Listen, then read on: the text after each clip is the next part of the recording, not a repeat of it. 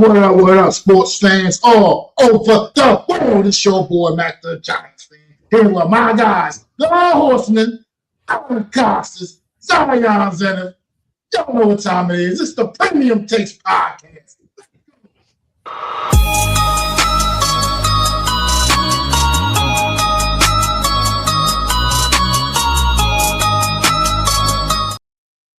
Premium Takes back in your life on another Thursday afternoon. Thank you, Mac, for that great intro as always. Thank you, Adam. Love showing up. Love to talk sports with you guys. A lot of things happening in the world of free agency frenzies on its way. Yes, we're going to cover the Giants. Yes, we're going to cover all around the league. We're going to cover the whole NFL for you guys. But what we're going to do first is history has been made this past week, and it's from a guy that you won't even think of him as like a true scorer, a guy that can really score that at least like average 30. You know, he doesn't even get that. He's usually a center, a big man that really protects the rim and gets other people the ball. But that being said, a historic night for Bam Adebayo out of, yes, your truly's own Miami Heat, putting up 83 points. So before we talk about free agency, I think this is a topic that we're going to have to cover. But before we do, we just want to say welcome in, Coach Ed. Thank you so much for being here, my brother, a member of Big Blue Crew. That being said, I have a lot to say on this, being that I'm a Miami Heat fan, but I'm going to pass the mic over to my co-host. My co-host is first. I want to get their opinion, being that he surpassed one of the GOATs, my favorite growing up in Kobe Bryant. You know what I'm saying? Big Allen Iverson fan, one of my favorites as well, but Kobe was right there. And for someone in this generation to do what he did and get 83, a lot to debate on how he got that 83. We're going to cover it, and then we're going to get into free agency. So let's talk Bam Adebayo. Let's begin with you, Adam. What you think about the 83 points? What do you want to get into, my friend? Let's get it. Well, welcome, chat. I want to tell you this 83 points is history, right? That's what I call it. And I'm not into the minutia that's going on right now. And what I mean by that is like everyone's, oh, well, Kobe did better. And this guy, 83 points is 83 freaking points. Can we give the guy a damn rose? Like every time somebody does something good, we're like, well, we got to poo-poo that shit. Somebody throws 500 yards. Well, Joe Montana would have done it better. Like I understand Joe Montana was great. I understand Kobe Bryant was great. You know, but this guy, like you said, is a center who doesn't normally do this shit. And, you know, I think they're hating on him because of who he is. Bam Adebayo. It's not like Anthony Edwards or the dude from the Wemby from San Antonio who could easily do that himself. It's not like it's Steph Curry who's done it. It's some random guy who, let's be honest, is not necessarily a scorer, and everyone's like, well, he went like 22 of 43, like, oh, still like good. I'm like, so what? He's on damn near 40%, and we're complaining? Like I don't understand. Like, this is a guy that's a center by trade. Am I correct? That's where he plays, power forward, center, right? Absolutely. He got a lot of his shots. He got a lot of his shots from the perimeter. Not like he was dunking on cats. I mean, sure, Shaq probably could have done this back in the day. Yeah, granted, in this new NBA, I get it. I get all that. I am not shitting on that. You know, I'm not telling you that you should not compare him. What I'm saying is give the guy his flowers, because this guy may never in the history of the NBA again ever do this again. This may be his only 15 minutes of fame. Like when we go down the pantheons of history in the next decade, right? And this guy's out of the league, and somebody gets close to 80, and they're gonna be like, oh, remember that game, Adebayo in 2026? It's gonna be like 2046, and they're gonna be like, remember that game in 2026? That guy, who is he? Oh, Adebayo. But because he's not a big name, I think that's where he's getting a lot of more hate and backlash, because his teammates were involved. So let me get this straight. A team where we're supposed to have camaraderie and supposed to support one another and build everybody up, sees their guy is hot and having a great night shooting wise, they're not going to try to feed into what's going on. They're missing shots on purpose. Hey, listen, how about the other team grab a damn rebound? Huh? How about the other team stop him from scoring 83 points? We always talk about 83 points. The other team could have done it. And I'm not going to compare Kobe and this guy, because I know Kobe is an all-time great. Okay, and I don't think it's fair to compare a guy for an all-time great. Now, did they both have performances? 81, yes. Kobe's probably is better. I'm going to give everybody that right now. So get off my damn back about that. But what I'm saying is, let this guy Adebayo have his 15 minutes of fame, because I don't know if he's ever going to do this again. I don't even know if he's going to come close to scoring 80 points again. Probably not, right? And the fact that he's on Miami, where they're not featured as a team that's like representing the East, this could be his biggest highlight of the season. And what will happen, it'll be like a fart in church. It'll pass and we'll be like, oh, shit. And next thing you know, 5 or 6 years go by, this guy's out of the NBA or something like that because now he's playing in the G League, and you're going to be like, oh, this guy scored 83. I can't believe it. Debate it then. Right now in the present, let him have his flowers. That's all I got to say really about it. Yeah, and I will say this before Mac makes his point. He's been on the Olympic roster. He's been an all-star. He is one of the top 5 centers in the league. And maybe he's not your average scorer, but 83 points is 83 points. So no matter which way he got there, he's dealing with Norman Powell out. He's dealing with Tyler Hero out. He's dealing with Wiggins out. Like he is the best. This is Bam averaged anywhere from like 19 to 20 points per game because we don't really consider him as a scorer, right? We have all these other shooters. And when Jimmy came, it was supposed to be Jimmy. The big three of the time was supposed to be Jimmy, himself, and Tyler. Obviously, Jimmy now left, and Bam needed to really take control. And I love the fact that Eric let him stay in the game. His highest scoring game, correct me, I could be wrong, correct me in the chat if I am, was I believe 44 points. That was his highest scoring game. But to top it, almost damn near double it, and to do it in a night where I don't give a fuck if you're in high school, if you're playing college ball, 83 points is 83 points. And I don't give a fuck if it's against the shittiest team, one of the shittiest teams in the league, in the Washington Wizards. Last time I checked, that's still an NBA team. Last time I checked, Alex Sawyer was still on that team. He was a big time up and comer draft prospect, big time. Oh, he's gonna come in the league and dominate. He was out there. I believe Caliberry was out there. They had notable NBA players out there. Yes, the Washington Wizards suck because of the chemistry, but at the end of the day, Bam is on the floor with damn near fucking bench players and third string players, and obviously he has Jokic and he has our draft picks. But at the end of the day, like when he gets fucking 32 points in the fucking first quarter, of course you're gonna feed the guy. And what Adam said, Giannis said as well. When you look back in history, no one's gonna be remembering how he got that 83. They're only going to be remembered in the 83. We can talk about the 60s when Wilt Chamberlain is playing against fucking nobodies and has 5+, 70+ games and 100 points. We can talk about that when he's playing against scrubs. No one's going to remember how he got there. They're just going to remember that he got there. And I love that Adam brought it up. I'm going to let Mac finish, and then I'll make my final take on the matter, and then we'll move on to free agency. Go right ahead, Mac. What's your take on it? I mean, look. I'm right there with y'all from the standpoint of can't hate on 83 points. That's just ridiculous. I was working with a guy earlier today that was kind of hating on his 83 points, and I'm like, this dude was a big Kobe fan, big Lakers Kobe fan, whatnot. But still, I mean, you can't just disregard 83 points no matter how he came across it. But I mean, you look at the numbers, and you want to be technical, sure. Was Kobe's 80+ point game a more efficient game, shooting and whatnot? Yes. But of course, Kobe is a far superior shooter. You know what I mean? But you look at Bam's stat line that night. I mean, this guy, he was getting it done, man. I mean, 20 for 43 from the field and 7 of 22 from three-pointers. The fact that he's jacking up 22 fucking threes is already wild enough anyway, but he knocked down 7 of them. And then he took 43 trips to the line. 43, I mean, that's 43, insane. 43 that's foul shots. And they made 36 of them. That's insane. That's insane. Like people, I don't mean to stop you there, Mac, but think about that. You go to the line 43 times, you have 40 fucking points you can get just from the free throw line itself, right? And he hit him 36 of those points from there. And that's just, people are like, oh, well, you know, how would he get the points? Well, if they're fucking fouling him and let him go to the line, I'm sorry, let you finish.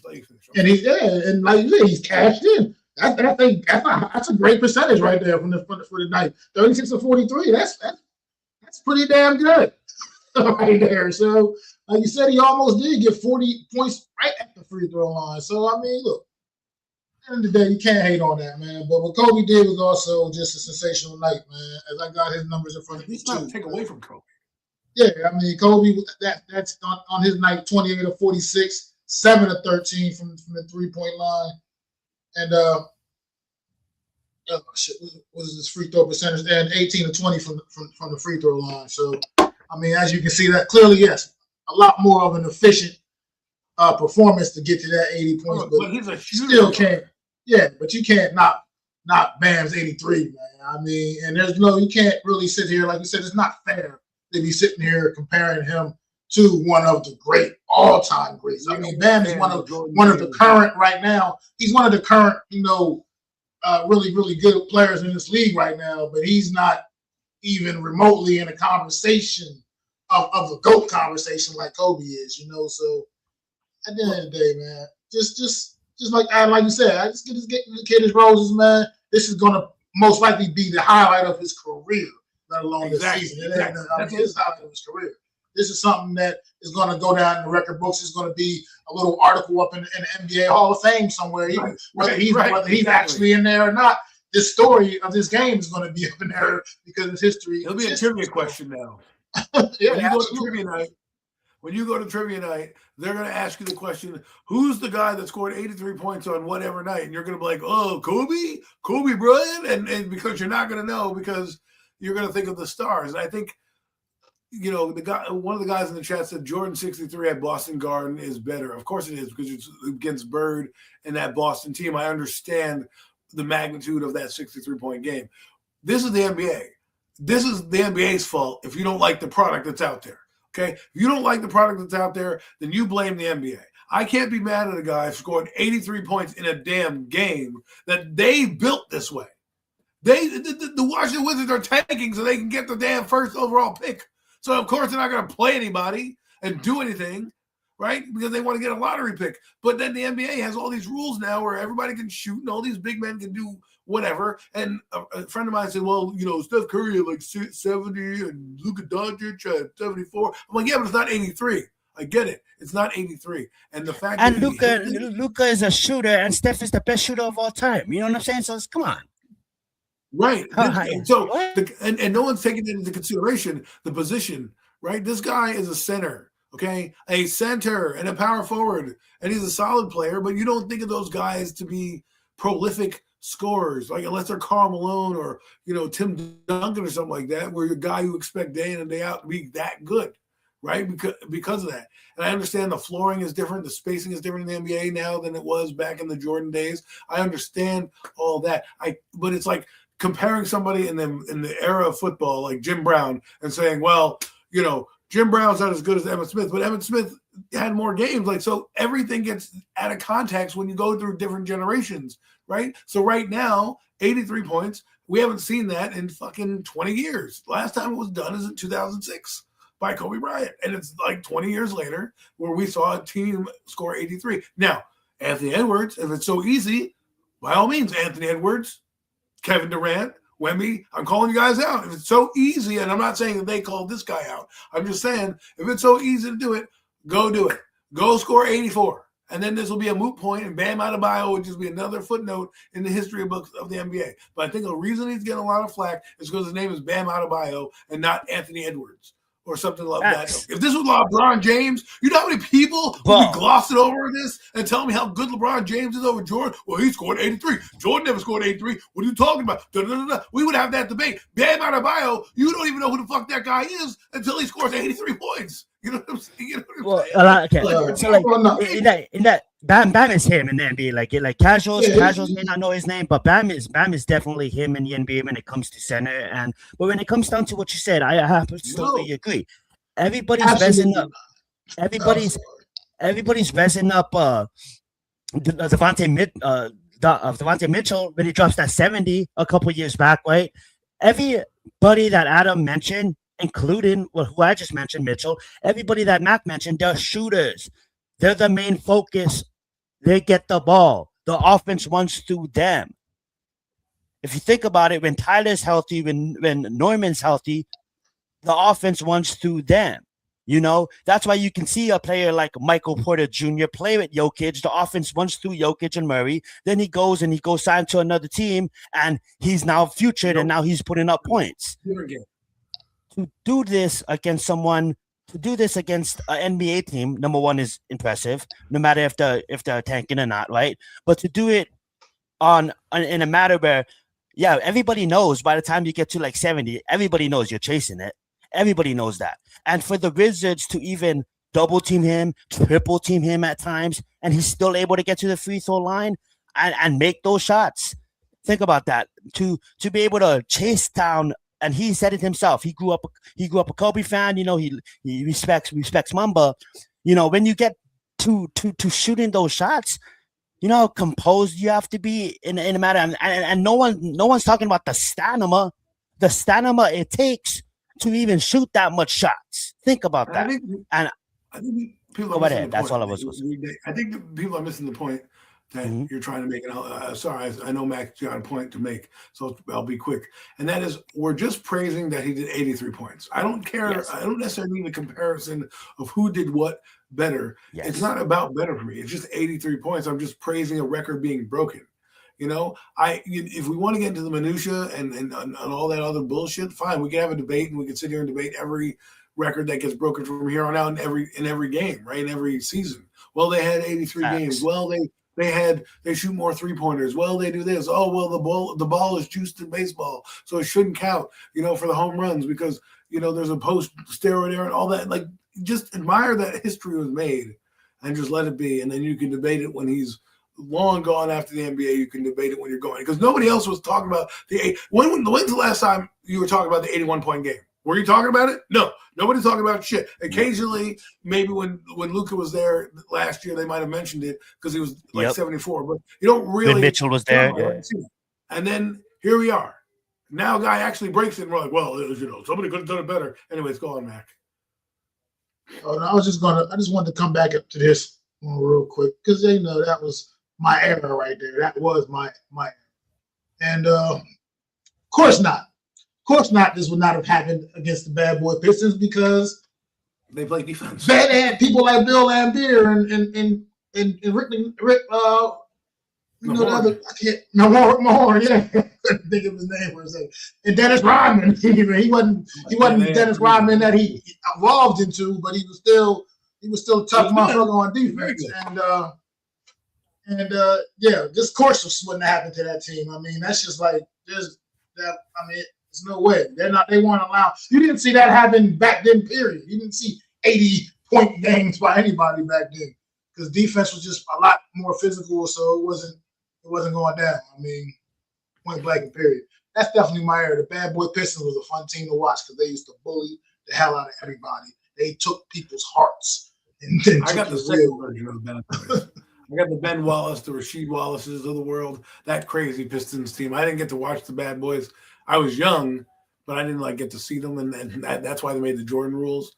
But I'm not gonna be as much of a hater on this as everybody else is. I enjoyed the guy scored 83 points, right? The Bad Boy Pistons, different era, wouldn't have done any. They wouldn't. Hell, nobody in the NBA would survive the Bad Boy Pistons. I was just about to say that. I was just about to say.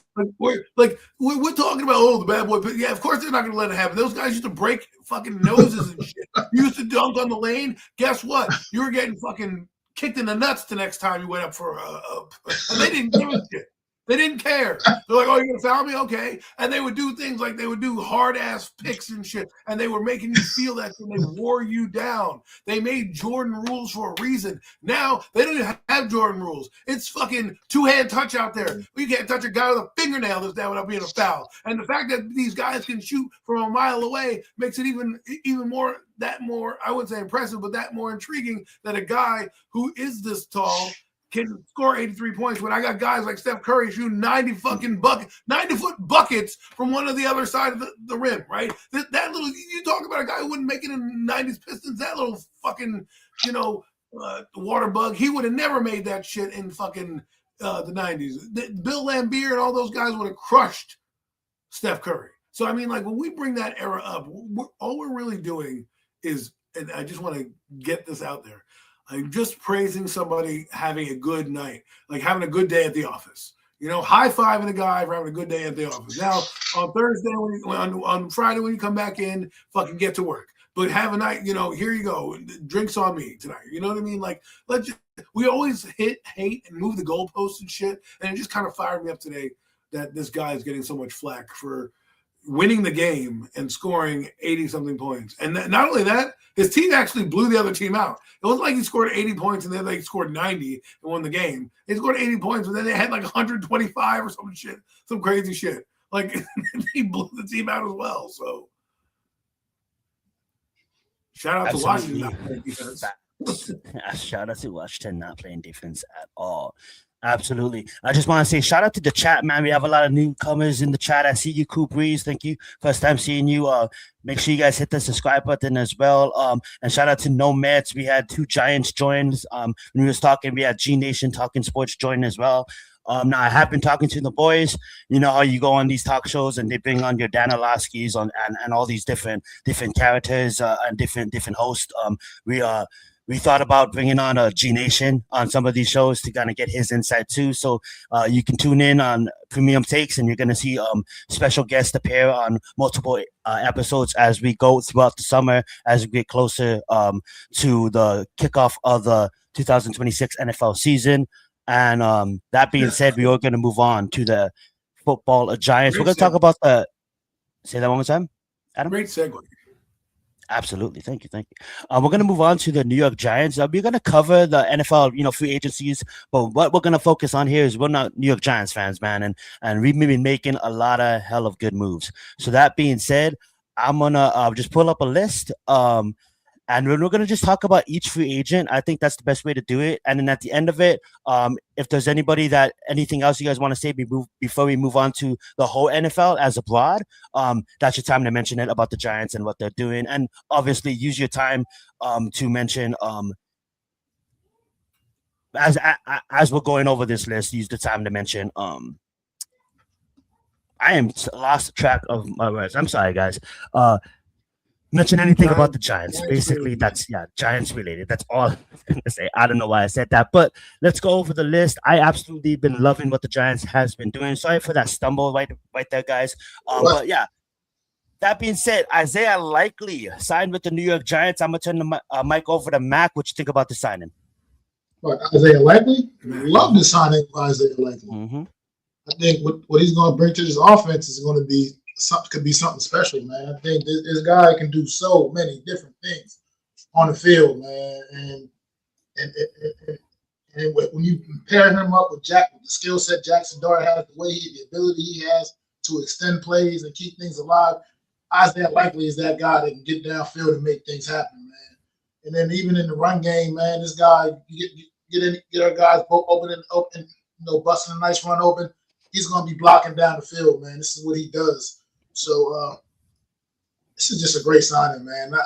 People have been trying to, talk about, look what his numbers are. He's not that. He ain't really on it. Well, his numbers were that because he had to split time with Mark Andrews, and it wasn't really an equal split either, So he's kind of like, he reminds me kind of like Martellus Bennett years ago. He was on Dallas, stuck on Dallas, not really getting that time, but he knew he had that talent, and he had that one great year with the Giants.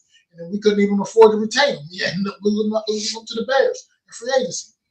So that's what he kind of reminds me of something like that a little bit. And he's a guy that just the talent is there, and he's going to bring something real special to the New York Giants offense, man. I am excited and I can't wait. I love that, Adam. I absolutely love this signing as well. He was one of my top tight ends to get. It was Kyle Pitts, and then it was Isaiah Likely, and then David Njoku, and then my dark horse was the kid from Tennessee, if you wanted Titans. But I thought Njoku was going to come here because I didn't think we were going to get Likely, because I just thought he would be too high. His potential is very good. Okay, I don't want people to look at the numbers and get skewed. When you're predominantly putting in Mark Andrews and you're doing a lot of heavy personnel, remember they did a lot of 12 personnel, and you have to block and do a lot of those things, and you're not necessarily the first read. that's what happens. The kid is 25 years old. You're paying for his potential. He's already shown you that he can play in big games. Now he's going to be probably the number 2 option, if not 1B, with Malik Neighbors. And you're getting a similarity to that Ravens offense, if you see it, right? They have Malik Neighbors. They have Isaiah Likely, that's like Zay Flowers and Mark Andrews. And then they had a third complimentary receiver in like DeAndre Hopkins or anybody of that ilk. Hopkins wasn't the dominating force, but he was a reliable set of hands out there. And then they had a running back in the backfield with Ricard. So this offense is starting to shape out to do some things. And I think Jackson Dart loves the tight end. He's going to love this guy. Mac is a fantasy guy. I would think that Mac is going to be looking at Isaiah Likely very early on in his drafts come this fantasy football season, because I do believe Isaiah Likely is going to have a breakout year. We're talking 800-plus yards and 6 touchdowns, something along those lines. I just feel he can do that. And this is why you don't pay Wan'Dale Robinson, because he can do a lot of the things Wan'Dale was doing inside and outside. He can play in the slot. He can play move tight end. He can do inline stuff. Plus, when you have Theo Johnson, you can detach him and do a lot more things with him. And he's going to be like what they were trying to use Darren Waller. I know people don't like that name, but what they're trying to use with Darren Waller, where he's one of the major weapons you have. And as Malik Neighbors comes back around, I was going to get into football shape early on. I could see them, going to Likely and getting those underneath routes and matchups with linebackers on the inside. Then he's going against those short corners in the slot. And then, of course, in the red zone, he's an absolute nightmare with his size and his jumping ability in the back of the end zone. And I hope that they'll be able to utilize him. And we actually have a legit red zone threat. So this is pretty good I think pretty good signing to start. Yeah, I absolutely love this signing as well. You guys all hit the points I was going to go at. One thing I want to emphasize is red zone. Absolutely. Looking for him in the red zone. Another thing I want to emphasize is blocking. 12 personnel. You guys mentioned that. I absolutely think this is a bomb signing, because it's John's guy. It's going to help him establish his culture in the locker room. So I absolutely love this signing. That being said, we have this is probably, honestly, outside of Tremaine, this is my favorite signing right here. I think this guy is going to run, pound the nose, physical football, that power one game that Patrick recorded. Right up there with Kyle as the best fullback in the league, a league that moved on from the fullback position. No, we're not going to. The Giants are not going to. Power one all the way. I absolutely fucking love this signing. My God. Go right ahead, Adam. I like the signing as well. I'm not as ecstatic, but I do appreciate what he does. I like what he's done. I'm tempering the enthusiasm, because it's just like, I like the signing. It's a solid player. It's nothing that I'm going to grind home about. What I do love about it, though, is I think the fullback position, I don't know why it's dying, because I think a lot of people are trying to phase it out. And if you're watching what's happening right now, running games are winning football games now. You look at what the Kenneth Walker did with the Seahawks. You look at the Eagles one with their running back and Barkley. He had a great game and a great run game. So to have a downhill run game with Cam Scatterboo and with the way they're trying to build some things is really quite interesting. And if you think about it, to me, this gives a little bit of a nugget of maybe getting a Jeremiah Love type in here, because imagine Jeremiah Love at 4.38 when you're at the combine, following a fullback of this ilk up the gut into the hole right behind this guy and making a move. It's really going to show the offense. And plus, he can catch the ball every once in a while on a dump off. He's going to be that little outlet for Jackson Dart when needed. And, oh, by the way, Jackson Dart doesn't need to run any goal line plays, because just give this guy the ball. And I think what you're seeing a lot of is you're seeing a lot of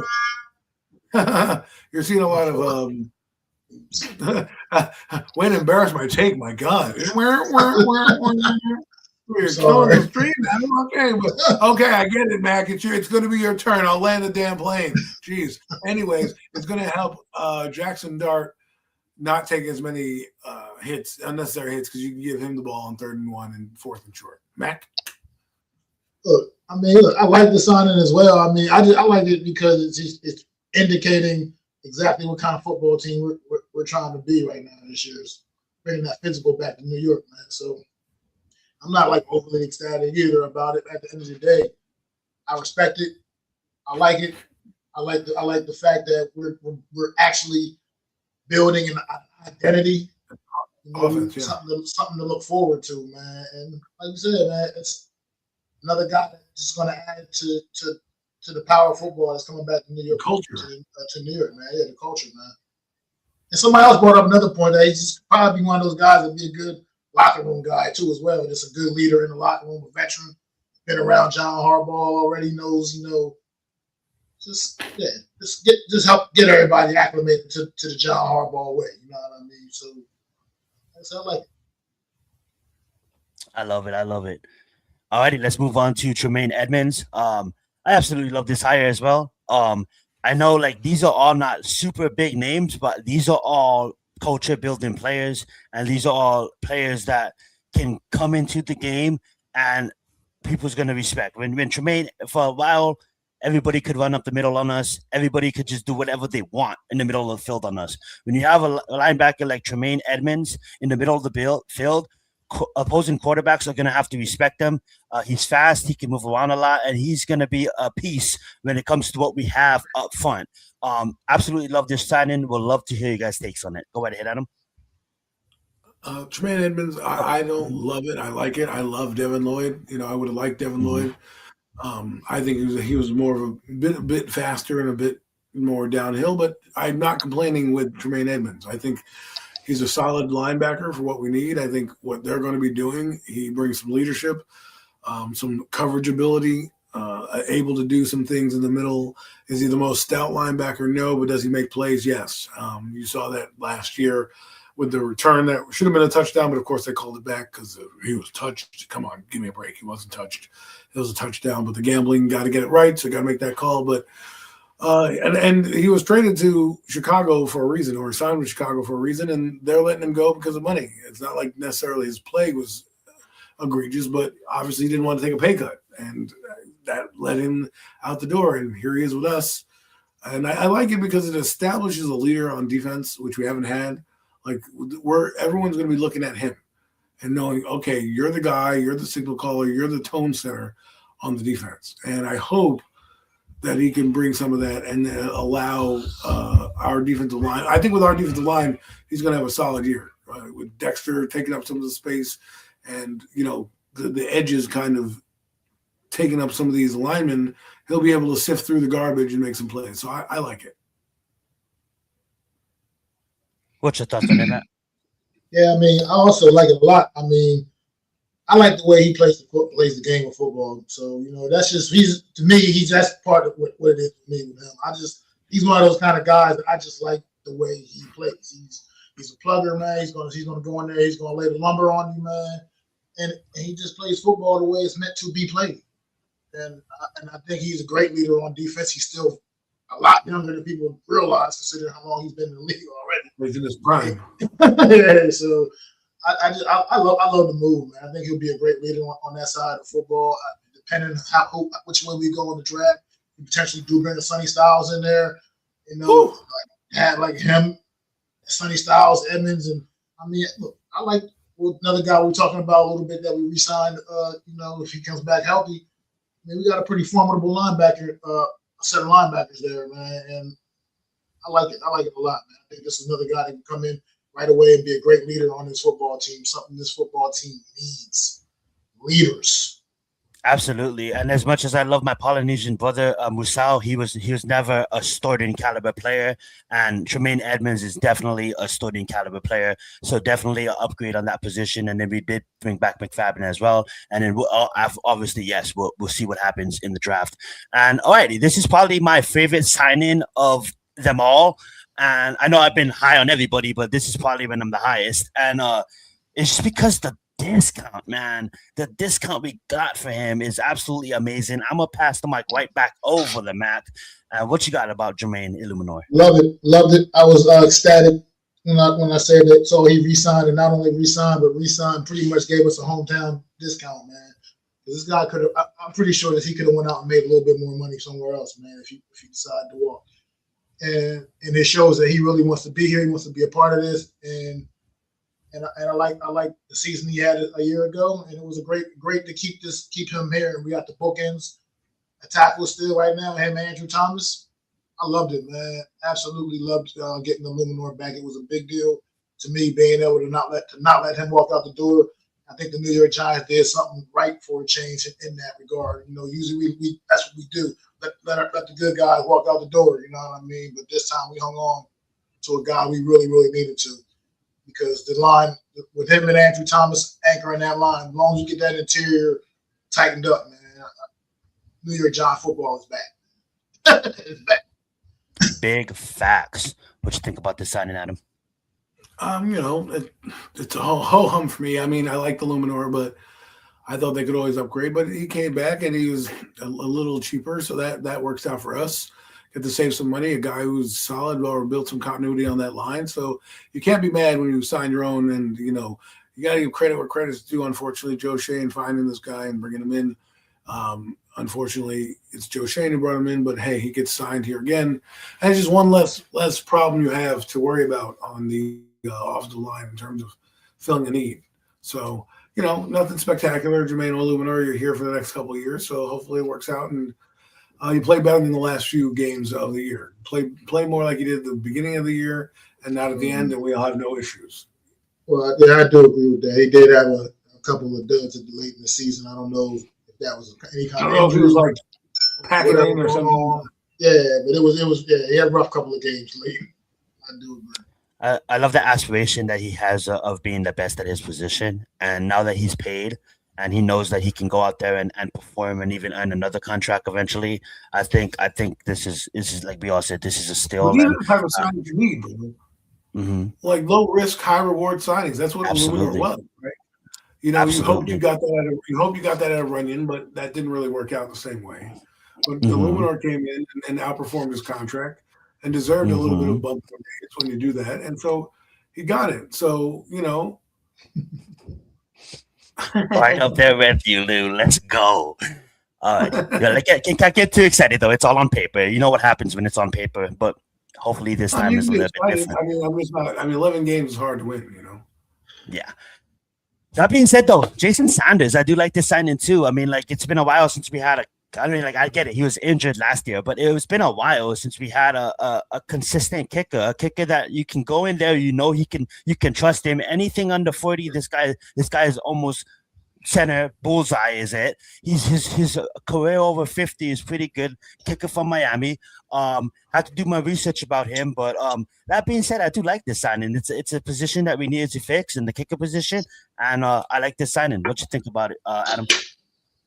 I think it's just you have a kicking competition on your hands. I mean, right now you don't know where Gano is, and I'm with Alex. I like what Sauls did last year. I think he earned himself definitely a shot.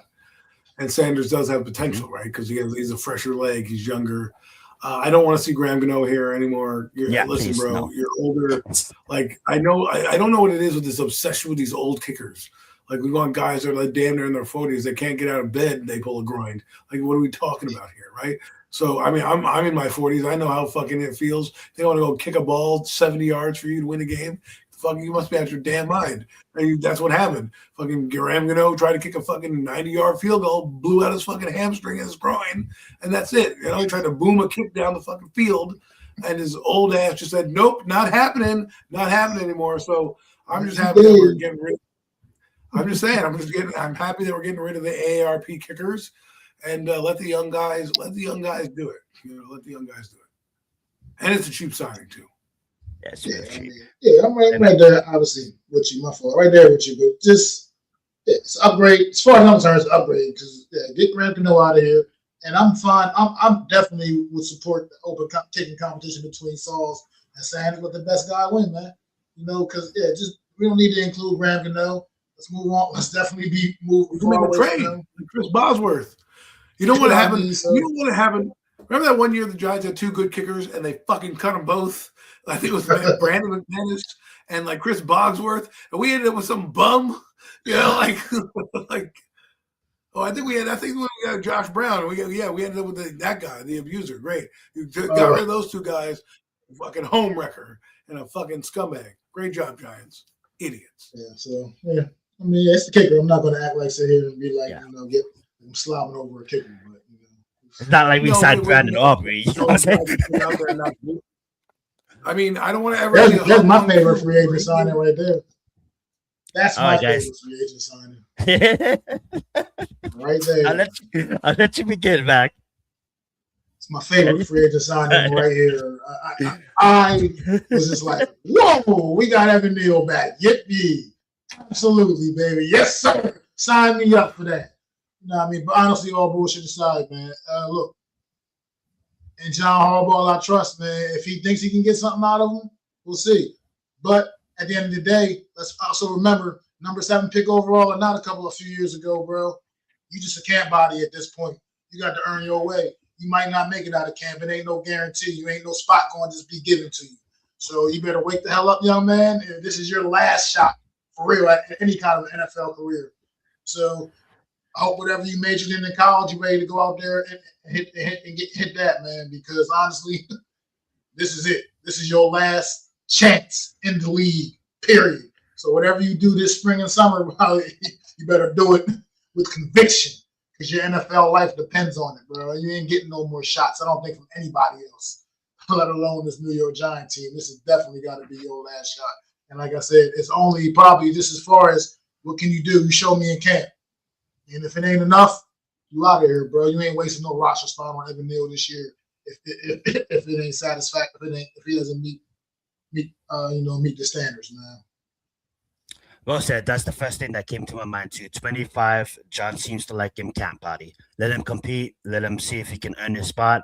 If not, pack your bags, get out of town. I absolutely agree. Adam? Evan Neal is like a bad rash. Once you think it's gone, it pops up again. You know what I'm saying? You're like, oh, I thought this shit was gone. All of a sudden, you're looking like, oh, wait, there it is again.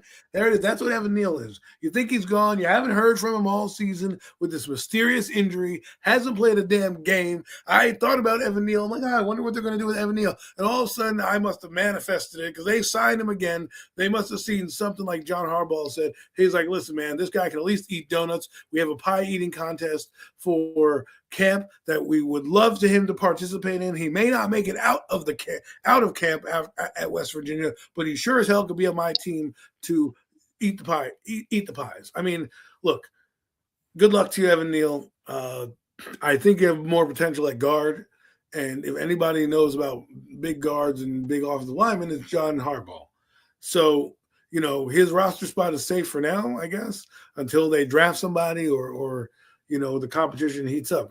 But I will tell you this, Evan Neal, if you show up to camp and there you have one injury and you don't play a damn, you better play like your hair's on fucking fire. You better play football as if you, like Max said, you're never going to play in the league again because that is it. This will be, the rash is going to be gone. We got the ointment. We've got the treatment in the cabinet. We are ready to go. If we need to, we can get ready to do that quick. And the thing about this signing is it has all the potential to be shitty, and that's what the expectation is probably. But imagine if the light goes on for this guy, right? New coaching staff comes on, fucking John Harbaugh lights that fire because he's like, who got it better than us? Nobody, right? And he's fucking dancing around with John Harbaugh, and this massive man comes in. I mean, it's probably not going to happen. I probably have a better chance of getting hit by a bus than Evan Neal being good at football. But I'm just saying, it's one of those picks where you never know. Maybe he puts it together. Yo, it's funny you said that because I was just getting ready to say something just like that. Like, what if all of a sudden, we've been sitting here all banging on the table for this to get a new guard, to get a guard in the free agency. What if fucking Evan Neal just comes in and all of a sudden just realizes, guard, I know how to play football. You know what I mean? And like it just all of a sudden ends up being the answer that we've all been looking for in free agency, and we just got him on this little cheap ass 1 year league minimum deal. It's $1 billion contract the next year. Comes out of nowhere, pancaking guys. Next year, free agency, highest paid guard in the league. Like, I could just see that. I would love to see Paulie Marcus odds on that shit. Now. Evan Neal's Evan Neal's probably one of the 8 or 9 listeners in here. He's probably trolling us right now. It's like, I at least got 3 guys on my side on premium takes. I'm gonna show those assholes that I'm gonna make this. I'm gonna make something of myself. You know, and I look. I when he was signed, and we didn't sign any of the other linemen. I'm like, yo, that's the plan, yo. This was the plan all along. They wanted to sign a big guard for cheap. Hey, Evan Neal, we got one. Yeah. That would be crazy, man. Oh my god. But then again, I don't even think he beats Bobo out in training camp. Come on, let's be serious. We don't know what's really expected. This is gonna happen. Lembo's gonna be the guard, right? He's gonna pull a hammy, and in comes 73. You know, takes the spot away from Membo because we got nobody else. First game against Dallas, he pancakes somebody. So everyone's like, Evan Neal's arrived. Evan Neal's arrived. Evan Neal's arrived. You know what, guys? But you guys might be on to something. I know this is a joke, but let's think about it. IMG Alabama. Like, what the fuck happened, bro? You went to the most prestigious one of the most prestigious high schools when it comes to football. A fucking athlete school that sellocates everything to make you at your best in IMG. You go to fucking Alabama in the fucking prime, and then what the fuck happened, dude? This is shocking. And hopefully he does something with that. Oh man, that was good. I like this signing. What you guys think about it? I mean, I'm okay with it, man. Bringing back Isaiah Hodgins, man. I mean, is he like the shit? No, but he's been a solid guy. Solid, yeah. For us in our offense, does things we need him to do. Great possession receiver. Go down there, he has pretty good hands, you know. So I like it. I mean, at the end of the day, we'll see if he makes it out of camp, you know, or whatever. But at the end of the day, it's not like I'm not. It's not like a bet. It's terrible signing. You gotta have bodies out there to compete. You Absolutely. know what I mean? So Absolutely. What are you gonna do? You can't. You're just gonna go out there and sign all pro players constantly. You gotta bring regular guys and guys that come in and compete. You can't, man. And this guy is definitely going to compete. Obviously, as we know, because we've seen some really good things from Isaiah Hodgins. So, sure. I think he makes the roster. Honestly, I think I like his game plan. Now he's not going to be a center ripping on this offense, but he is going to get some snaps. And I think when he's on the field, he produces for us, and that's what I like. What's your thoughts on it, Adam? I mean, I don't mind Isaiah Hodgins. I've always liked him here. I thought he's a solid player, and he fits what the offense does. A big-bodied receiver you can probably use in the red zone. If you look at what Harbaugh does, he doesn't shy away from using guys' height in the red zone. Unlike Brian Dable and the other offensive coordinators we've had here, he's going to want to throw it up to guys. Right, Wandale. This is the anti-Wandale. I mean, look at this. Look at our guys. We have the only guy is Austin, is Calvin Austin or whatever he is, and he's taller than Wandale Robinson. Calvin Austin, look, yeah. I know you guys love Wandale Robinson. Don't let the door hit you on the way out. I'm sorry, Wandale. You know, I wasn't a fan of yours, but you can go be somebody else's number 2 down there. This has nothing to do with Wandale. I just like that he fits the big-bodied receiver that they need, a possession receiver, like you said, and a blocking receiver for when they go 12 personnel and they want to take Malik Neighbors out of the game for a little bit more blocking or to deceive how you try to play these games and deceive people. He can be on the field like that. You can take a tight end off and add him on. Again, when I say Malik Neighbors, he's going to be coming back from a knee injury. They're going to be doing a lot of 12 personnel with the backs out of the backfield. He's a guy that can fit that mold. And it looks like they're going receiver by committee until told otherwise. They got Malik Neighbors and a couple other guys. And the other guy that is a free agent, but not really a free agent, is Darius Slayton. You know, he just never leaves. He's just like that He's hurt. Still lives in the basement. You're like, hey man, you came for a barbecue and you never left. You know, that's Darius Slayton. He came for a barbecue and still living in your basement. So yeah, I remember when he did that video on Giants.com and he was talking about his best football team and he was 7 years old and they had the best football team. Like, we don't give a fuck, dude. Do something now. Do something in the NFL. You know what I'm saying? Like, but the fact that he survived so much, Darius Slayton, I mean, it's like you got to give credit to a guy like him. You know, he's like he can just catch the fucking ball. He's like a barnacle, yo. You ever heard of a barnacle that they connect to rocks on the sea that just kind of sit there on the rocks? Like, that's what he is. Fucking Darius Slayton's a fucking barnacle. So good. Alrighty, what do you guys feel about Michael? I like this. He got hurt, obviously, the first game for us last season. And when he's on the field, he's productive. I think he could be a good piece in the system. What you guys feel about it? Go right ahead, Matt. Obviously, once again, I like Mike McFadden. I thought he was really he was turning up. He was a guy that was getting better each and every year. And then the injury last year in the first game of the season, that just was a setback, unfortunately. Bring him back Speaking here of Michael, what's up, Michael? on a 1 year proven deal, pretty much. See if he can stay healthy. See if he can, produce some of that same energy that he was doing, like the season in the 2024 season, and see if he can get some of that energy. Get channeled some of that energy. And I think he's a solid piece in the linebacker room. I mean, and is he anything spectacular, future Hall of Fame or anything like that? No. But he's a solid guy in your linebacker room that will step up, make some tackles. You know what I mean? And actually wrap up, tackle people. He's liability in coverage when he's stuck, just paired up on a running back or even a tight end or something like that. He's definitely a liability in that situation. But he's a serviceable player, man. And like I said, I don't mind having him be a part of the linebacker room. Well said. Go ahead, Adam. I like him. I think it's a good signing. I think you can pair him with Tremaine Edmonds if you need to, while you get a Sonny Styles up to speed, or the linebacker from Texas or something like that, maybe in the second round, or you trade up. He's a good player. Like, he's a good special team player as well.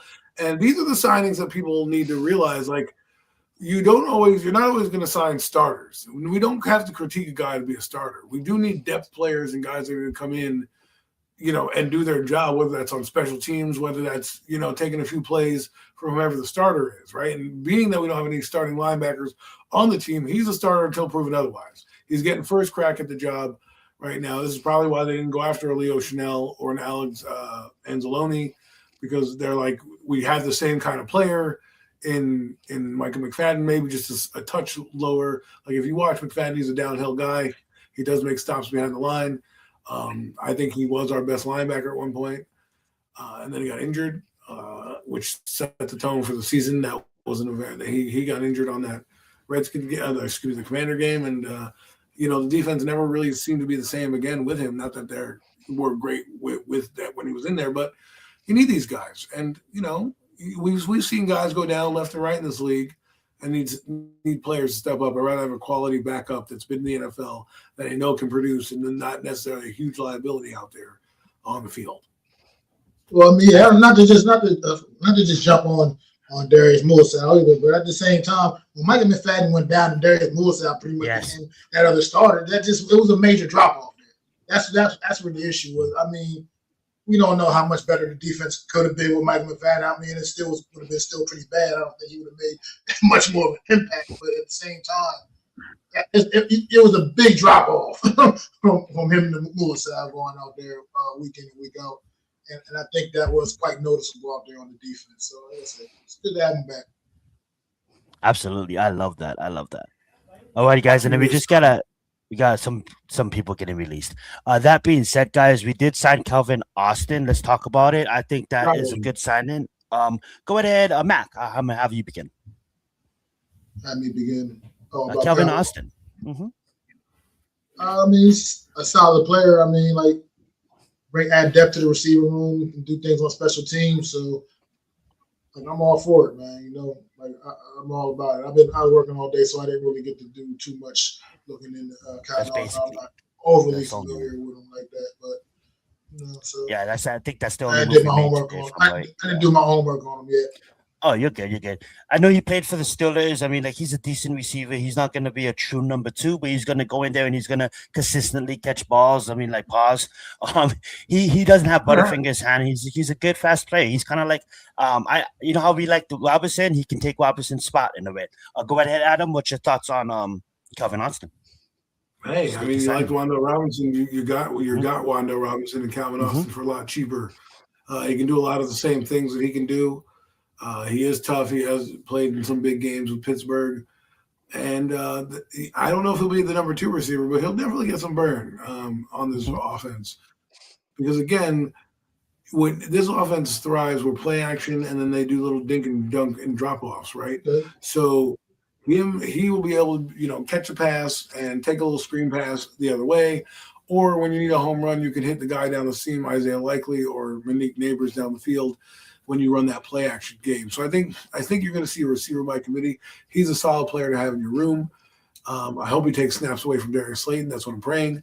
But he also can be a slot receiver or something that Darius Slayton has never done. So if you decide to kick the Barnacle to the bench and move Isaiah Likely to the outside receiver, and then you can put Calvin Austin right there in the slot, he can do some of those things and pick up some first downs and some quick, like they said, the in and out zigzag routes for first downs. He don't have to have a lot of catches, but what if he gets a lot of like first down catches, receptions, right? Like, he catches a 5-yard pass for a first down, or he catches another 10-yard, and then you look at the stats, and you're like, oh man, he only had like 30 catches for like 400 yards, and then you realize like a lot of his catches were on 3rd and 5 and 3rd and 3 and for first downs, right? So I love that. Real fast, Adam. You know how you said earlier, I like how you're manifesting it. He didn't say when we draft Styles. He said when we get Styles up to speed. I know everybody been high on Sonny Styles as of late. That being said, another sneaky signing that I'm excited about, man. Former first round pick in 2021, spent some time at the Browns, spent some time at Jacksonville. We have Greg Newsome. I think this guy can come in and compete for that number 2 cornerback spot after Adebo. What's your guys' thoughts on Greg Newsome? I like him as a player. Go right ahead, Adam. I think this is one of my favorite signings because I think it has the highest reward and the lowest risk, right? Because when you think about it, he's a solid player. It's not like he fell. Jacksonville had a lot of turnover last year, and he was a solid player with him and Akuda down there, and with what's his face over in Cleveland. Sorry, couldn't figure it out.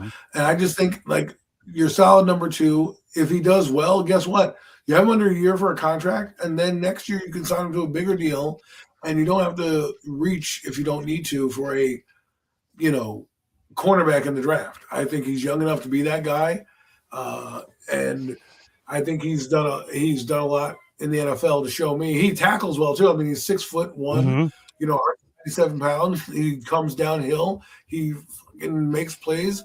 So I like the physical corners that they bring in. Adebo is not horrible, but if you would have, let's just say the Giants would have run out that guy, I'm not worried about Adebo and Newsome out there. Especially Drew Phillips in the slot, even though I don't really like Phillips in the slot, but Phillips in the slot, that's a solid trio of cornerbacks. And then you have Holland, and maybe you have Downs. I'm not a huge that's it. Think about that. Holland and Downs. Because I know you guys love Sonny. I love Sonny too. We're not going to get into this. I don't want to take over your time. I'd rather have Sonny Styles, but let's just for lack of argument's sake, we'll just say Caleb Downs. And that's a formidable backfield right there. But I do believe if Sonny Styles is there, even if Downs was there, I would have to take Styles just for the need of the position. I already put money in with Tyler Nubin. I put money in with Javon Holland. If you think you can bring Evan Neal back from the dead, what do you think about Tyler Nubin? Because I'm just saying, you're resurrecting all these old Giant players. You know what? Let's do this. Let's let Mac make his point on Greg Newsome, and then we'll move on talking about that. That sounds fun. Go ahead, Mac. Not to interrupt you. What's your thoughts on Greg Newsome? Go ahead. Newsome. I mean, I think it's it. Like you said, great signing. Get a guy in here that can definitely add something to the cornerback room, which definitely needs something added to. We don't know what's going to happen this season coming up. Paulson Adebo needs to step it up, get a little more consistent this year. And Deontay Banks, you all notice, man. I mean, this is obviously, like I said about Evan Neal, this might not quite be your last opportunity in the league, but at the same time, it's damn sure your last opportunity on the New York Giants if you can't get it right this year, bro. So, I mean, at the end of the day, you got guys like you. I mean, now you just bring in Newsome, man. He's going to make you guys work, man. You're going to have to earn it. And like you said, somebody mentioned in the chat, like you said, it's a great signing on a prove-it year, man. For this guy, see if the light bulb can come on, and maybe he might have just found a diamond in the rough. Evan Neal and Deontay Banks, comeback player, the co-comeback players of the year, guys. That's what's going to happen here. You're going to see these two bums. All of a sudden, the light goes on, and we're going to see Deontay Banks be all world, right? Let's talk real quick before we get into the other thing, since we talk about. I think it can really happen with Deontay Banks potentially, though. I mean, defensively, this scheme should fit his skill set a little bit better. It should. You know what I mean? what he supposedly is able to do I'll best. take my chances of Neil. It should. But like I said, I mean, at the end of the day, I think it's possible, man. I really think it could be. Yes, Micah. What Mac is saying, I absolutely agree with you. I agree with Mac what he's saying. I think this game fits. It's about the scheme with him. I mean, that's what it's been. I feel like with him. I mean, also with some really shitty coaching as well. But at the end of the day, sucks. What are you talking about?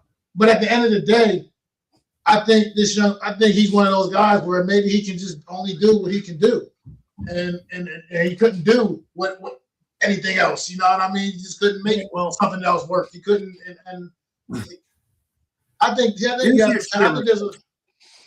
a shot, man. I think he got a shot. I think he has a shot more than Evan Neal. I put my money on him before I put it on Evan Neal. I'm sorry. I would put my money on him. Okay, here we go. 10. Right now on Premium Takes, Mac and I, we do the NFC East Roundup show that we do, and we're going to be doing that come training camp soon. Look out for it. Shameless plug. But Mac and I are going to follow the progress. He's going to be on Deontay Banks' team. I'm going to be on Evan Neal's team. And we're going to track the progress every week and have a race of first-round picks to make the team. I think it's going to be a lot of fun to watch these bums duke it out and see which one lands on the team. Mac, are you with me? Wait, hold on, Adam. Before you make that bet, I want you to really think about what you just said. Do you really want to be on the Evan Neal's team? Yes, I do. He is motivated. I saw him in the weight room. I saw him. Oh my God! I am ready to go. Evan Neal's best player of the year. Tay Banks turned into a star kick returner last year. I mean, look, whatever it takes to motivate you. You stay on Banks' side, I'll stay on Evan's side, and we'll meet in the middle. And when you see me pancaking Banks all over training camp, and that guy's on the stretcher, not making the team, and Evan Neal's kicking ass. I don't know, man. I think it's gonna be fun. Me and Mac are gonna work that bad. I don't know, man. Money on Evan Neal, man. Woo! I guess that. Come on, you're Team Banks. I'm Team Evan. You're Team Banks. Deontay Banks has a way better chance of making this football team than Evan Neal. Absolutely. I'm doing it. At least as a punt returner and kickoff returner. Adam, I usually get a canoe and I paddle over your island when you started and I start living with you and I'm like, I see your point, Adam. You will die on that island by yourself. This is not about the island. This is not about the island. I'm not on an island. I'm on a trash barge right now. I'm on garbage. Floated on a piece of log. I'm telling you shit, and I'm telling you that it's pudding. It's not pudding. Alex wants to place wages. I'm just saying nobody has. We should place wages. We should place wages. Team Evan versus Deontay Banks. I know I'm going into the great abyss here. I'm going into the great abyss. I'm going in deep water. I'm going in deep waters too, but I mean, you're going like you said. Right now. I am playing the iceberg already. I can already see the little guys playing the violins on the back of the boat right now. Exactly. That's me.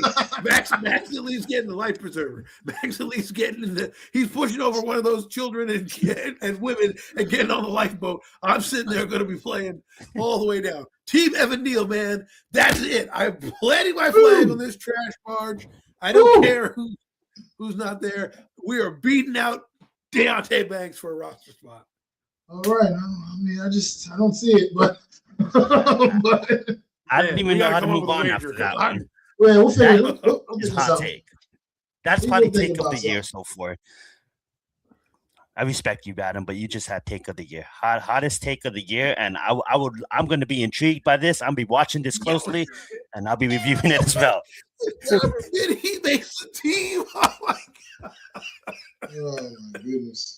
This is a guy that hasn't even reached 50 in PFF rankings in all of his career. He averages 39.9 and 46.6. So, John, if you can turn it around, not only are you a very Hall of Fame coach, you might be one of the best coaches of all time if you can get Evan Neal to play football. That is amazing. Come on, Evan.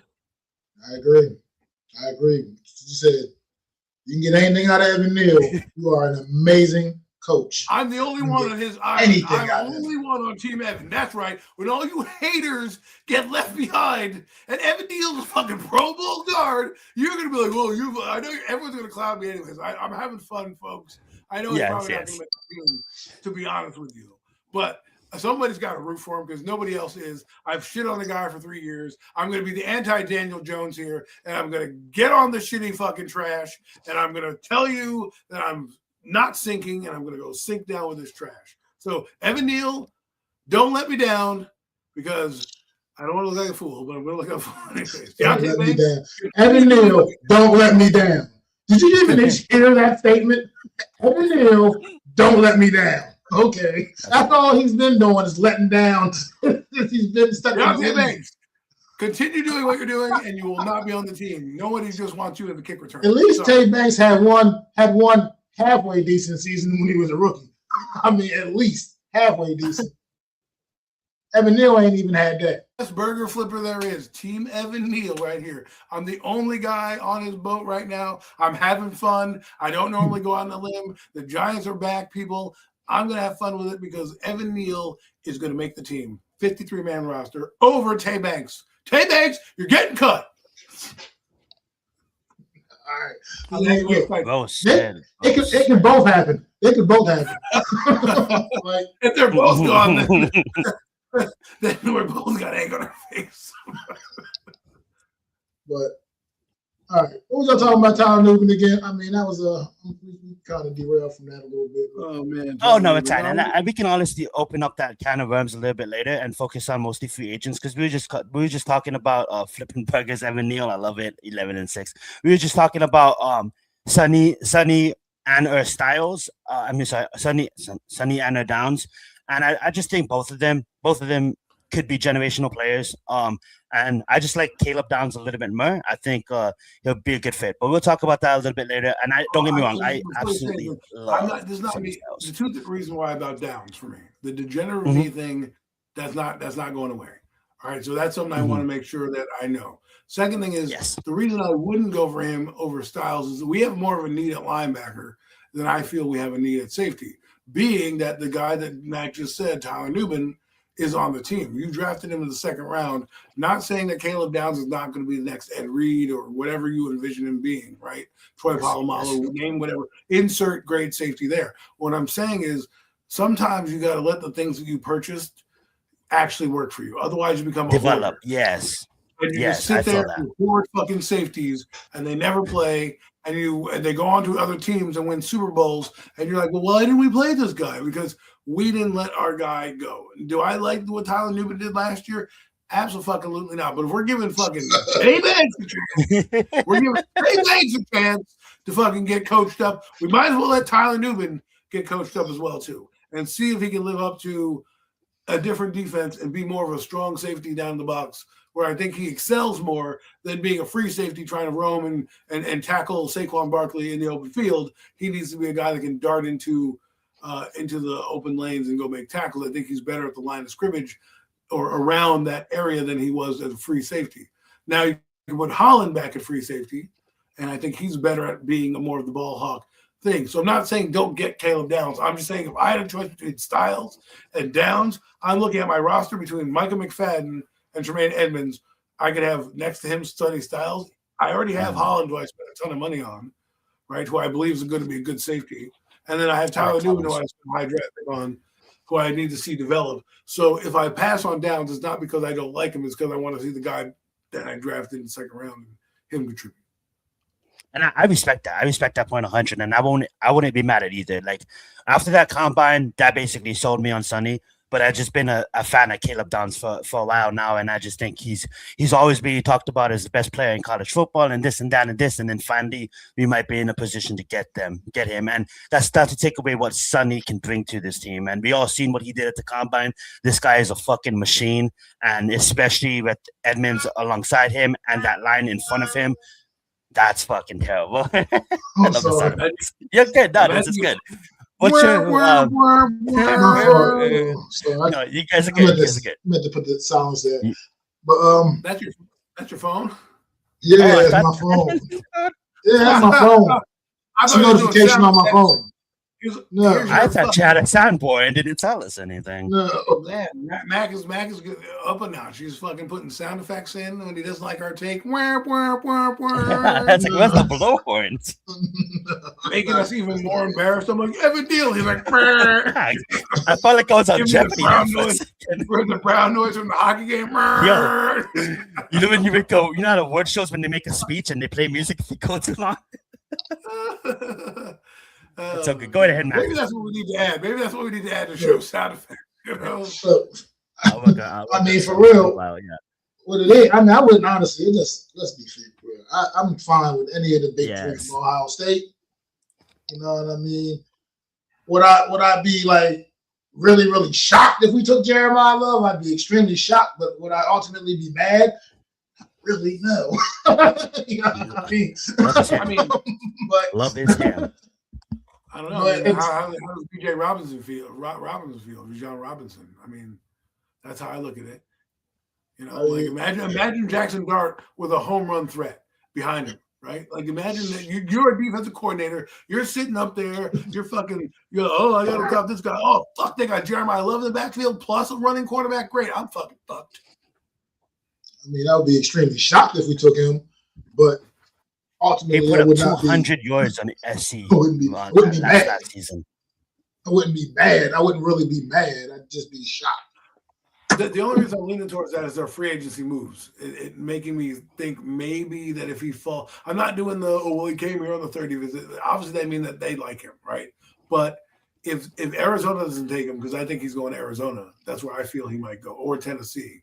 Those are the two spots I think he would go. I think the Giants would be a good shot. If you look at what they're doing, they're bringing Picard, and then you have, I mean, I like Scattermove, but let's be honest, he's a bell cow. He's not a home run threat. You know, neither is Tracy. Tracy's not a guy that's like explosive compared to this guy.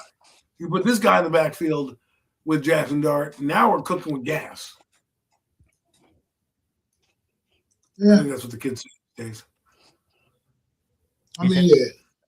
But as long as you come out with like one of those guys, you know what I mean? Don't mess it up. Don't screw this up to a point where you don't get any of those guys. You know what I mean? You got to get at least one of them.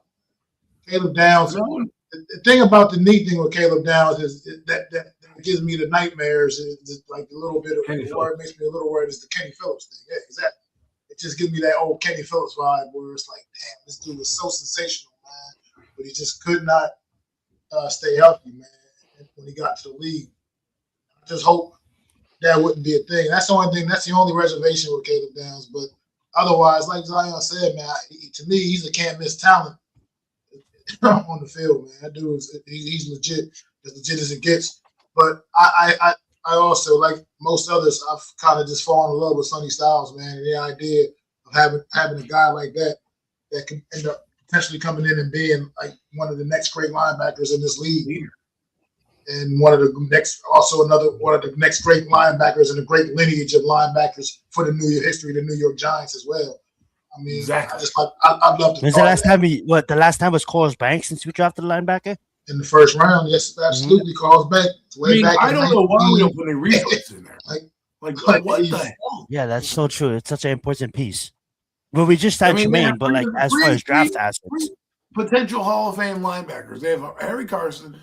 They have Lawrence Taylor, obviously, and you could argue Carl Banks is a Hall of Famer, depending on who you talk to and what time of day, right? Then you have Gary Reasons, guys like that. You have Alex Van Pelt, who was also a good linebacker in his day, not a Hall of Famer. Those two guys weren't, but they were solid. And that's the lineage that we had. Pepper Johnson.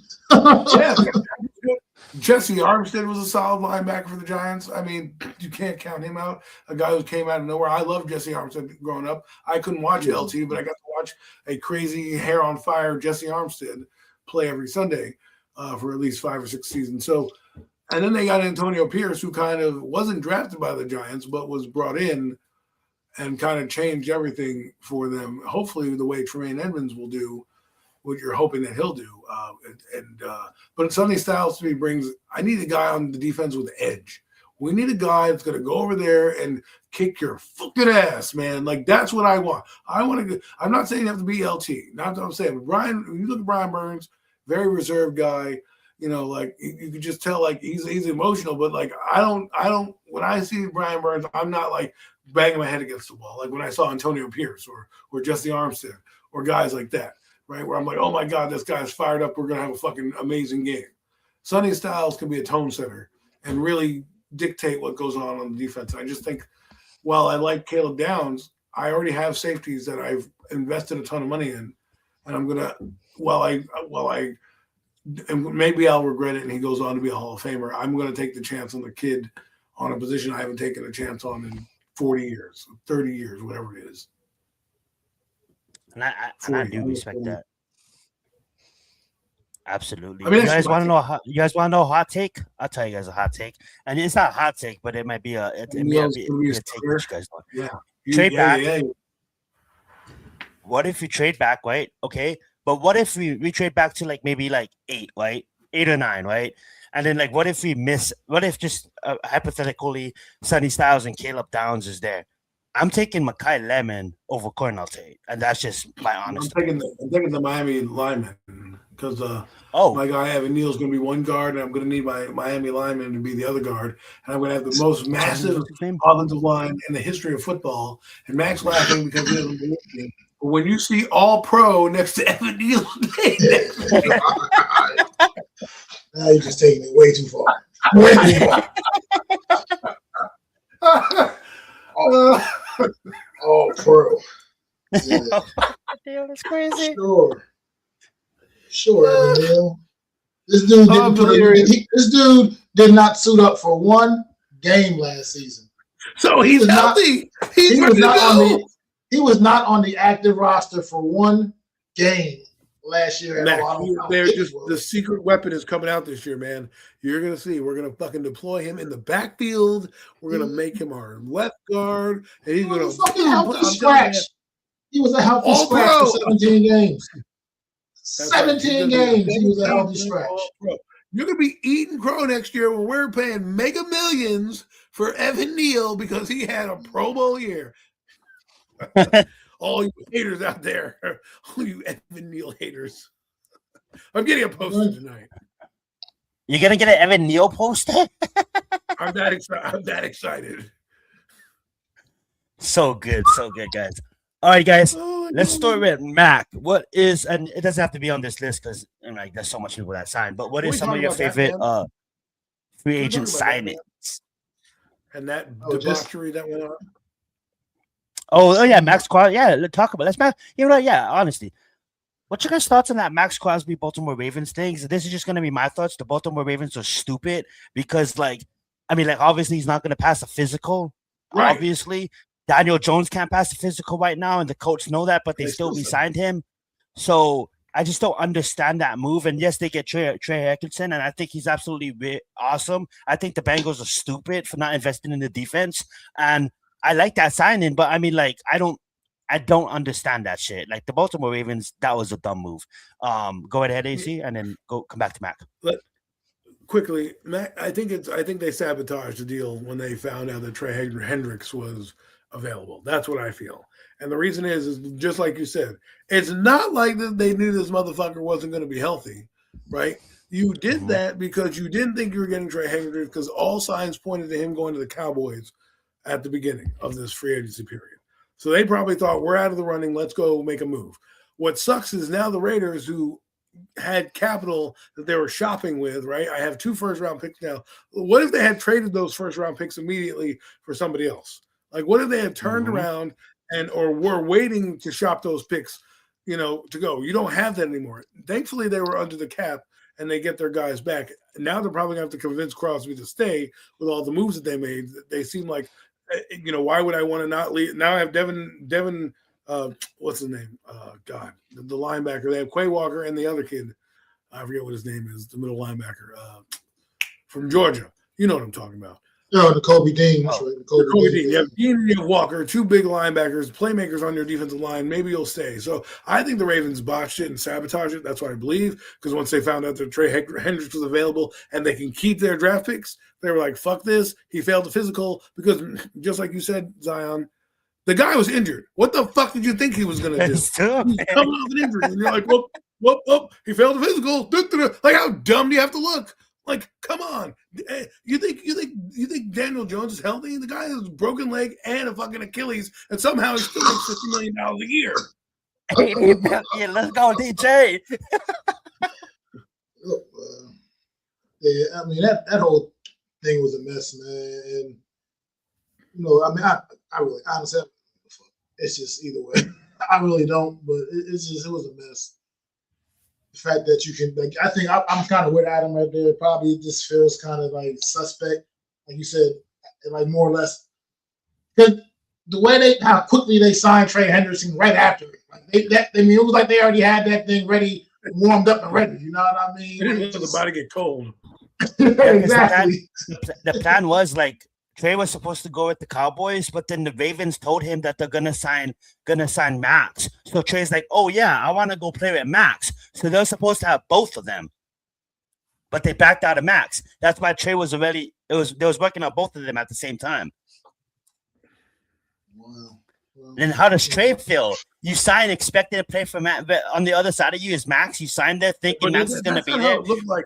That's not how it looked in the NFL, and that's not how the NFL portrayed it. The NFL portrayed it as if they were getting Max. They put the little GIF up with him in the Ravens uniform, and everyone's like, "Oh my God, look what the Ravens did!" Blah blah blah, and it's all over the news blotter. And then 3 seconds later, it's like, "Well, he failed the physical," and everyone's like, "Wait, what? Wasn't his knee injured?" Like, duh! Didn't we have the controversy? I'm sorry, I can't believe that the Ravens were that stupid to tell me, we didn't know Trey Hendricks. We're negotiating with Trey Hendricks and didn't know that Trey Hendricks was available. Like, give me a break. They went around and they turned that guy and signed him a 4-year, $112 million deal, whatever the fuck it was, like an instant. And it just looks bad on your part when you're standing there and you turn around and that's what you're doing. That's it. Like, you didn't even let the body go cold and say, "Hey, we're gonna go shop around." No, you're like, it was like almost immediately. You're like, "Oh, by the way, Trey, come on through the door. We have you behind curtain number 1." They were just like, "Open curtain number 1." You know what I mean? There's Trey Hendricks. Oh my God. Oh man. What are some free agents that you did like? It may not be on this list, Mac, but is there any free agents that stood out to you that went to a team that you think they're gonna really improve the team or improve on that team?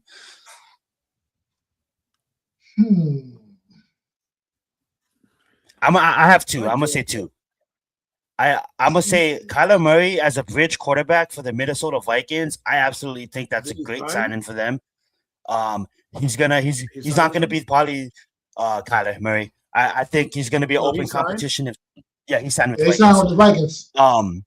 I think that's gonna be a good competition. It doesn't stop them from attacking that quarterback position in the 3rd or the 4th round and get someone else in here. I think the Vikings is a good team. They're just missing the quarterback. And then I absolutely love. Oh my God, I just forgot his name. Just won the Seahawks with the Seahawks, the running back. He went to the Chiefs. I think that's Walker to the Chiefs. I think the Chiefs are missing a steady ground game as of recently because of the injuries upon their running backs, and now they get a guy in his prime, a guy that's just off of a Super Bowl. Yeah, right there, Kenneth Walker. Like Adam said, I like those two. Those two kind of stick out to me. But there's a handful of signings that stuck out as well. I'm kind of mad at the Patriots. I really wanted Dobbs. Mad at the Patriots for that one. But the Panthers did Devin Lloyd and Jalen Phillips. I think that's solid for them. To get 2 starters in the front 7. Bradley Chubb to Buffalo. That's kind of interesting. Buffalo keeps getting these like recycled fucking pass rushers. I'm sorry. That's they got fucking Bradley Chubb, Joey Bosa. Like, next thing you know, they're going to tell me trade for Khalil Mack and shit. What you guys think about Mike Evans to San Francisco? I think that's a great signing for them. Obviously, some people may look at it like, why would you pay him that much money? But if you think about it, you pay him that much money because the guy had 12,000-yard seasons. And yes, he was injured last year, but I think him in San Francisco under Kyle, I absolutely love. I'm just a big Mike Evans fan. It's mostly pay him that much money because he's earned it.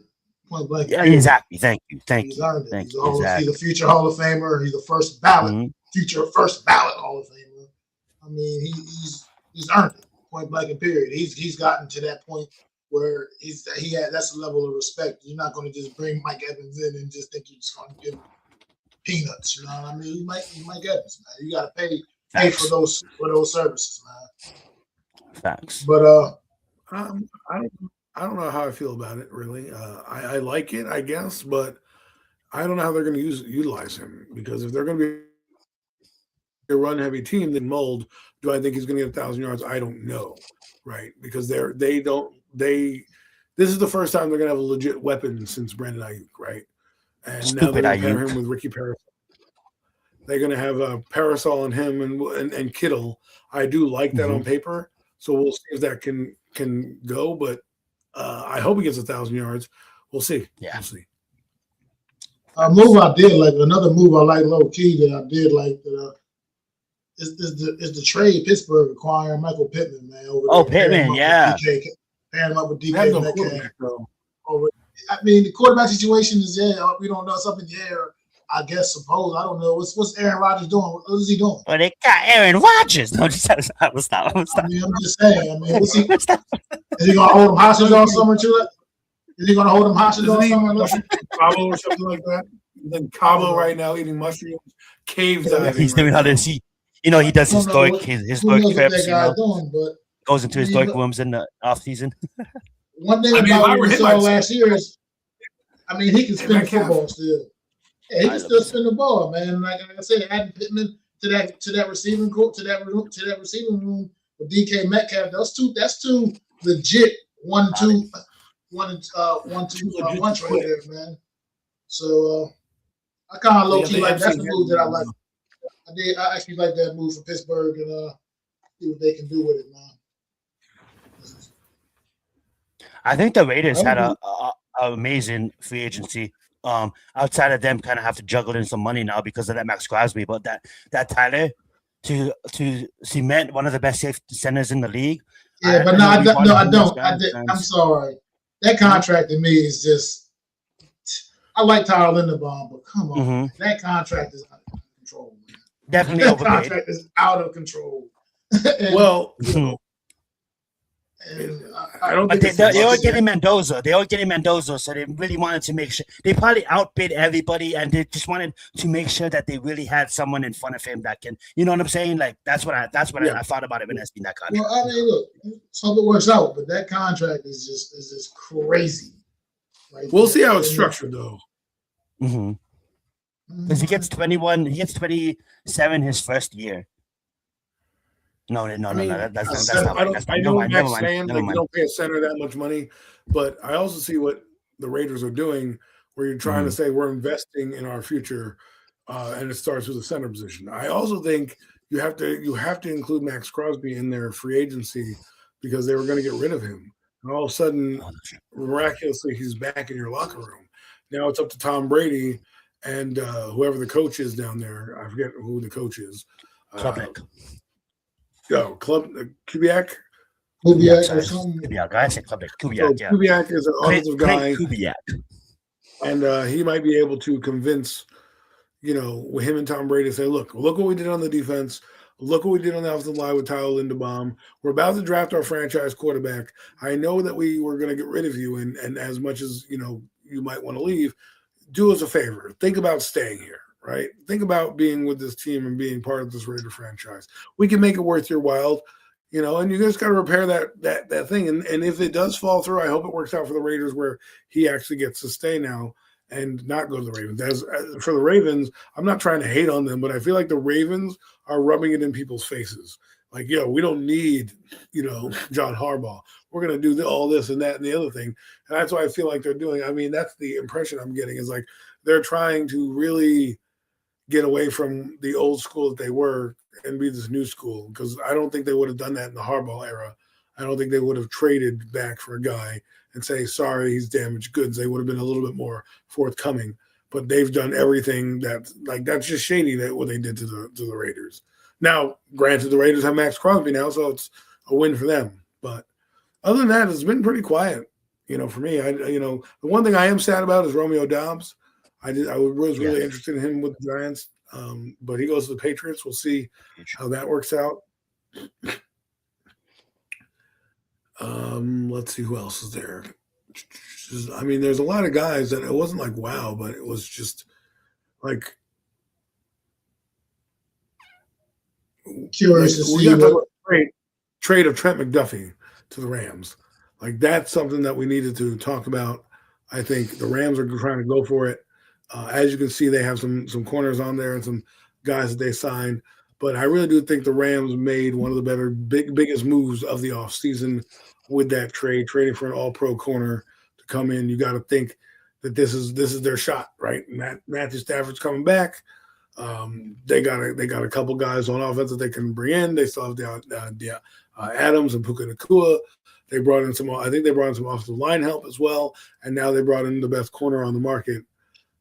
So I thought of all the moves, I thought that was a blockbuster one that might change the landscape of the NFC West. When you think about who's in that division and what they need to win, you need to beat the Seahawks. Well, the Seahawks have one of the best receivers in the league.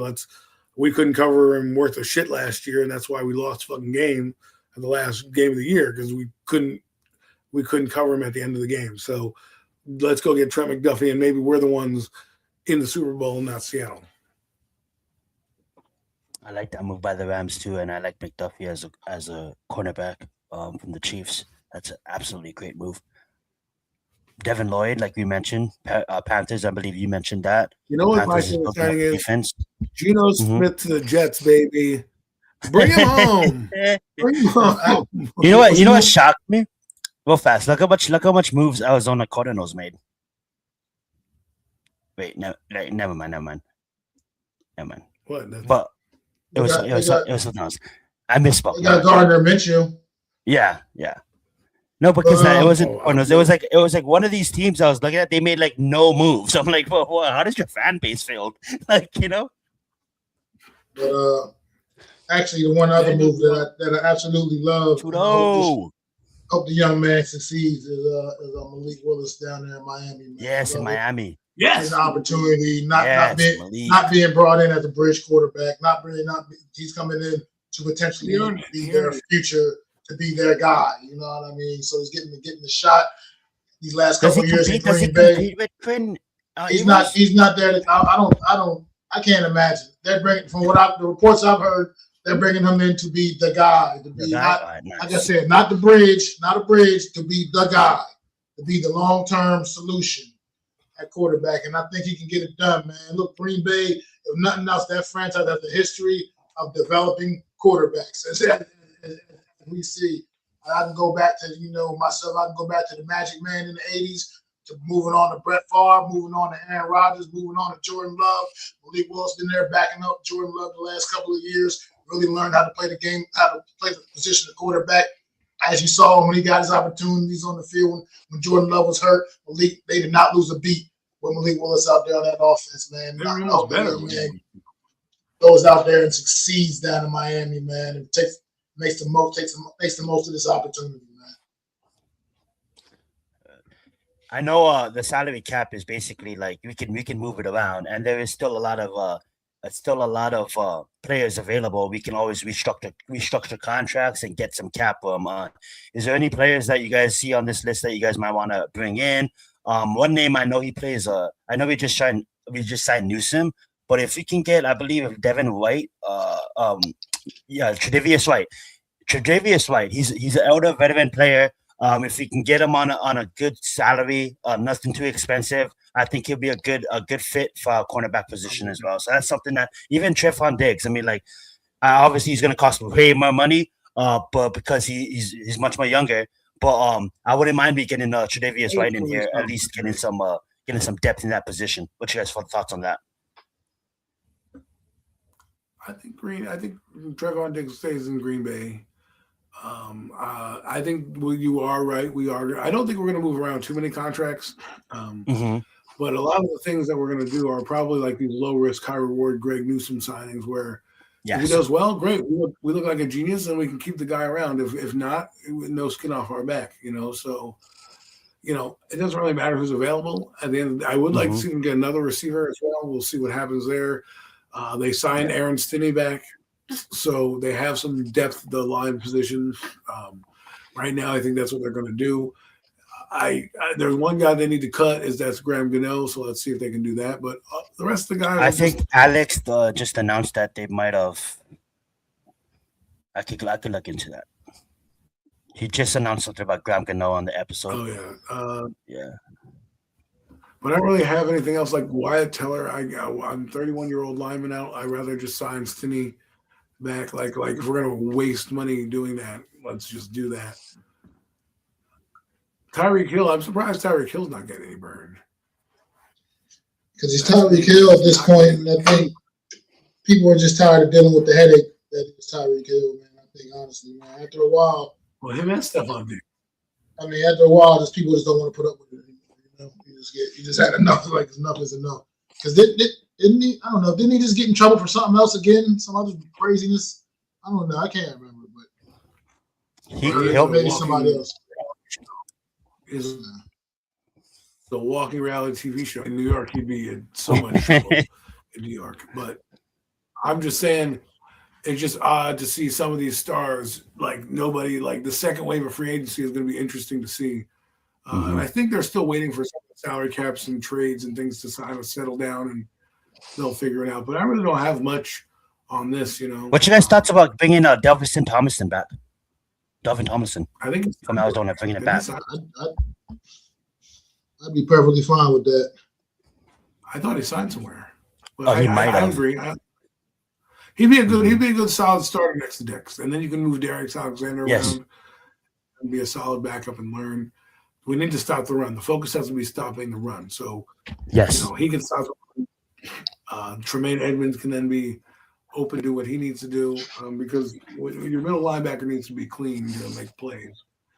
And, I want to see what their defense the Giants are going to kind of run because to me, I was talking to somebody and it was like, somebody mentioned Bobby Okereke and they're like, he's a good weak side linebacker. And I'm like, yeah, nobody knows what a weak side linebacker is anymore.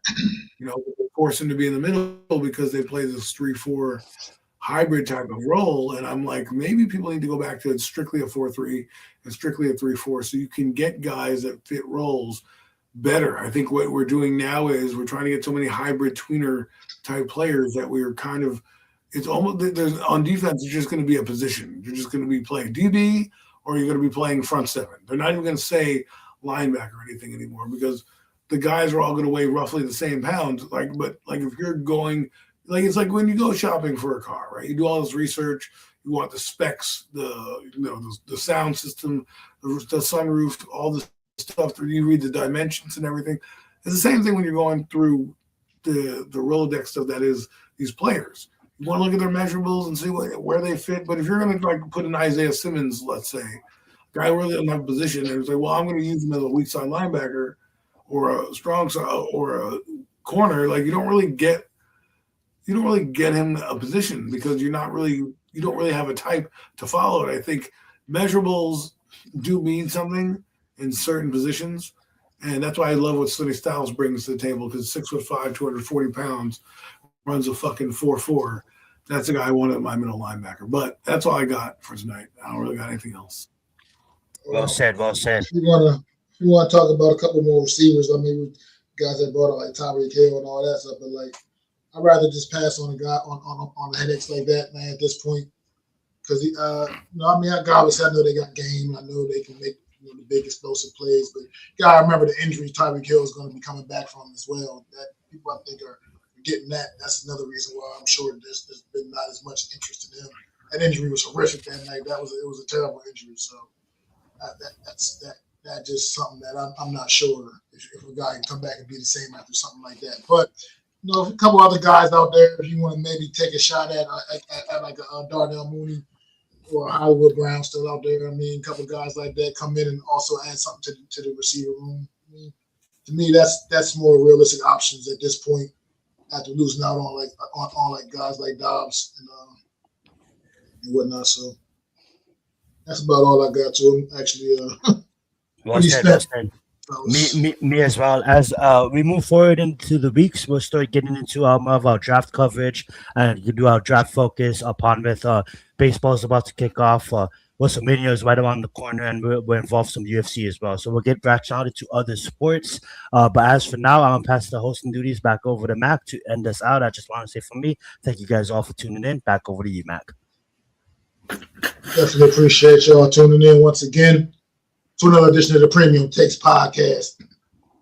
I am Mac the Giants fan with my guys, the Horsemen, Zion Venom, Adam Costas, man. Throw the floors up for our guy, the one and only NYG Jeffy T, man. Always going to be here with us, man. And we'll be back next week. Make sure y'all like, subscribe, ring that bell at all 3 of our channels, man. Mac the Giants fan, Zion Venom, and Adam Costas, man.